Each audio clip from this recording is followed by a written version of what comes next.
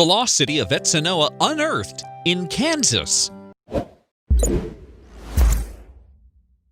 Stones scraped Donald Blakesley's knees, but he was used to that. Using his mud-covered gloves, he picked the pebbles and tossed them away from the excavation area. The site was full of tools like shovels, brushes, and spoons. Both he and his crew had spent weeks sifting through the ground in Kansas. They kept searching for something interesting to research. But then he winced at an unusually sharp pain. Except for this time, a stone wasn't to blame.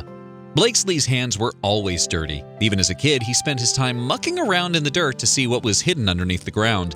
This proved to be an issue for his mother. As soon as she planted some new seeds and flowers, Blakesley would uproot everything and replace her precious seeds with his most beloved toys. She initially assumed that this was just a phase, but eventually she realized this was just the beginning. Blakesley was also enthralled with history. He even asked his mom to take him to the library when he was 5 years old. But Roald Dahl and Dr. Seuss never interested him. He preferred the history section instead. He loved picking up those thick, old books and sifting through their pages. So while the other kids were busy playing in the children's section, Blakesley was in a corner reading a book, and his mom was busy talking with the librarian. Blakesley's interests eventually turned into desires. Blakesley's mom was worried when he started school. He wasn't socializing the way most kids his age were. He barely even spoke with his neighbors because he always had his nose stuck in a book. Digging was the only thing he loved doing more than reading. She hoped that school would eventually allow him to become more sociable, but Blakesley had a greater destiny. Blakesley was always a loner. He wasn't very good at sports either, but he did excel in school. He was a genius, too. He pointed things out about history that left his parents dumbfounded. Did you know Cahokia in Illinois is an ancient American settlement? His mom had a tough time keeping up with him, but she always encouraged him. Then his teachers took an interest in young Blakesley's passion for history. Once Blakesley made it to high school, he was finally surrounded by peers who were on the same intellectual level as he. His fellow students were also focused on their college careers, just like he was. So his history teacher decided to mentor him. Soon, Blakesley was invited to conferences and shared books with his teacher. But Blakesley never imagined his interest would shape his future career. Blakesley's peers were skeptical when he told them he wanted to be an archaeologist, but his teachers and family knew that the past interested him. Plus, he always scoured the library until he found the answers to his questions. He had been a history buff ever since he was old enough to pick up a book, but he never imagined he would make a discovery of his own. Blakesley received a PhD from the University of Wisconsin-Milwaukee. It was during his studies that he became interested in early American settlements, sacred sites, and native trails. He eventually took over as president of the Professional Archaeologists of Kansas to focus on the Proto-History period, a time before civilization had developed any type of written language. Blakesley had some pretty big plans and challenges ahead of him.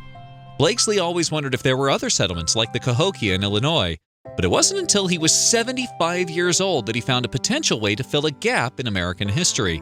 Fortunately, he had the help of researchers he had befriended during his career, which spanned more than 5 decades. Blakesley believed he had found what he had been looking for since he was young, and it was full of treasures. Using various technologies and translated texts, Blakesley was able to locate what he believed to be the lost city of Etzanoa.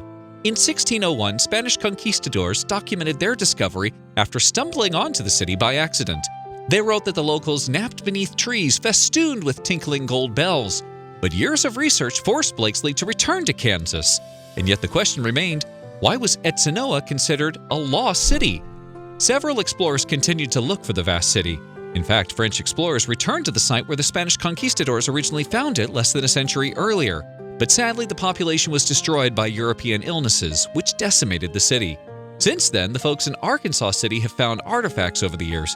But when a young boy's metal detector beeped wildly, rumors of the city began to spread. Arkansas City residents had unearthed tons of artifacts from the ground. But one boy's metal detector found more than he could have hoped for. His discovery didn't turn out to be a set of knives or spears. He had located a Spanish cannon shot. This only served to prove Blakesley's research and theories. Now all he had to do was start excavating. I wanted to see if the archaeology fit the Spanish conquistadors' descriptions. Every single detail matched this place, Blakesley noted. The similarities were undeniable. Despite their tattooed faces, the community was described as sturdy and gentle. This proved to be their downfall. When the conquistadors arrived, they took advantage of their good nature. And Blakesley's findings were breathtaking. The Etzanoa people fled and possibly passed away centuries ago, but their impact on humanity was huge. Using magnetometers, Blakesley was able to locate storage areas, fire pits, and thatched beehive-shaped houses buried underground. His team continued to excavate the area in the hopes of finding more clues that would give him an insight into the way these natives lived. Blakesley used the discovery of the city of Etzanoa and the conquistadors' documents to put pieces of the lost city back together again. Lots of artifacts have been taken from here. Now we know why. There were 20,000 people living here for over 200 years. Based on his analysis, he believed the natives were farmers and hunters living in a city that was about 5 square miles. Blakesley had found the mysterious city he had fallen in love with as a child. This discovery undoubtedly brought him and the world a little closer to filling in the missing pieces of American history.